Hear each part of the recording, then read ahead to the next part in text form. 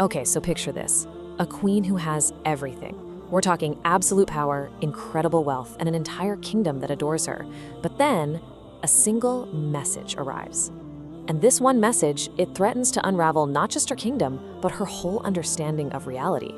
This is the story of the Queen of Sheba and her quest for a truth that's way more powerful than any crown or throne. All right, let's set the scene. We're in the magnificent kingdom of Sheba, and it's run by the absolutely brilliant Queen Bilqis. Think golden palaces just gleaming in the desert, powerful armies ready at her command. But the real bedrock of this kingdom, the one thing that held everyone together, was their worship of the sun. And that really gets us to the heart of the story, doesn't it? When you have a leader this powerful whose entire world is built on one single belief, what on earth could be strong enough to make her question everything she's ever known? To really get what's about to happen, we first need to understand her world. So let's dive into where her power came from and the traditions that shaped her entire kingdom. I mean, just look at this list. This kingdom had it all. Military muscle, mind-boggling wealth, and a fair government where the queen actually listened to her advisors. It had every single pillar of a successful nation. On paper, this was a perfect society. And the glue holding it all together? That ancient unifying tradition of worshiping the sun. So life in Sheba was good, you know? It was stable, predictable, until a totally unexpected message arrived.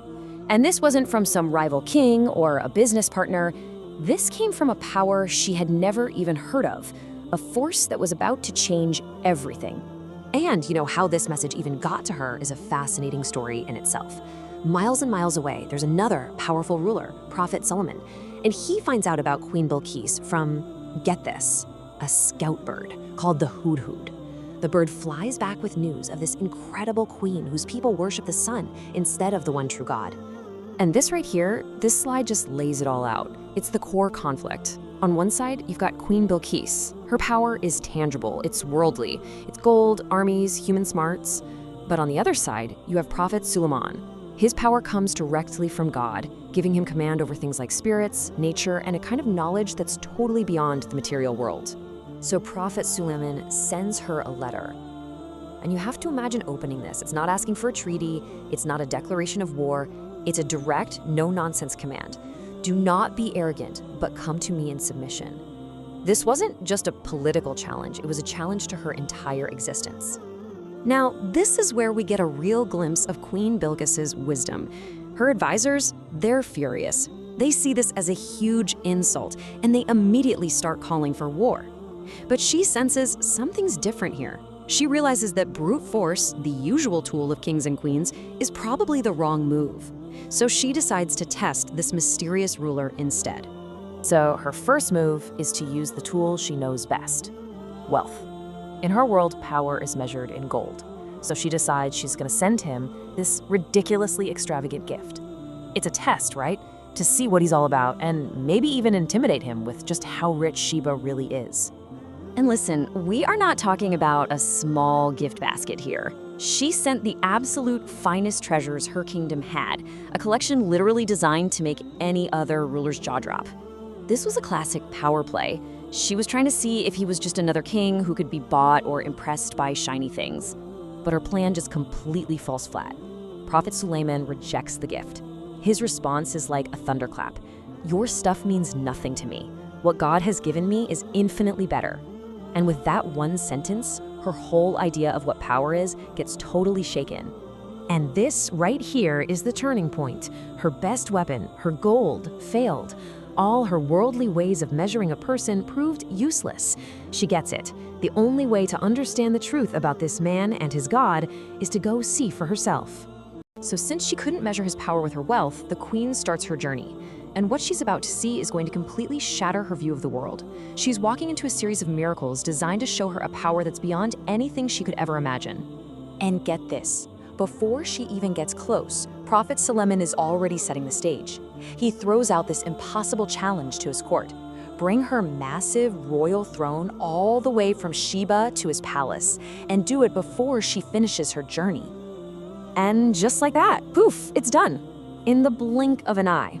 A job that should take months of hard labor is finished instantly by someone with knowledge from God. Can you even imagine her shock?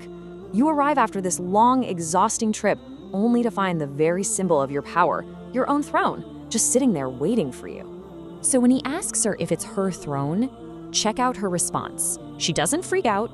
She doesn't faint. She looks at it with this incredible intellectual cool and just says, "It seems to be the same." She knows it's a miracle, but she's still processing this impossible thing with her sharp analytical mind. But the final test is the most profound. As she's invited into the palace, she sees what looks like a shimmering pool of water on the floor in front of her. So she does what anyone would do. She lifts her dress so it doesn't get wet. And it's only then that Sulaiman tells her the truth. It's not water. It's a perfectly polished floor made of solid glass. That moment, that simple, elegant illusion, that's what finally did it. It's the final piece of the puzzle. It leads to this complete transformation of a queen who once worshipped a creation, the sun. So you might be wondering, why was the glass floor such a big deal? I mean, the flying throne was a huge display of raw power, but the glass floor was different. It was a subtle illusion that tricked her own senses. It proved that his power wasn't just about moving big objects around. It was about commanding reality itself in a way that her super sharp mind couldn't even detect. And in that moment of just absolute clarity, she makes her declaration. She realizes that by worshiping something that was created, she was actually wronging herself, her own soul. And notice, she submits with Sulaiman, not to him, to the Lord of all the worlds. So, in the end, her story completely redefines what wisdom is. It's not about being a great ruler or a clever diplomat. True wisdom, the kind her journey shows us, is being able to recognize a truth that's bigger than your own power, bigger than your wealth, and even bigger than your oldest traditions. And that kind of leaves us with one last thought, right? The queen was fooled by a glass floor that looked like water. And that's what opened her eyes to the biggest truth of all. It really makes you wonder, in our own lives, what illusions are we mistaking for reality every single day?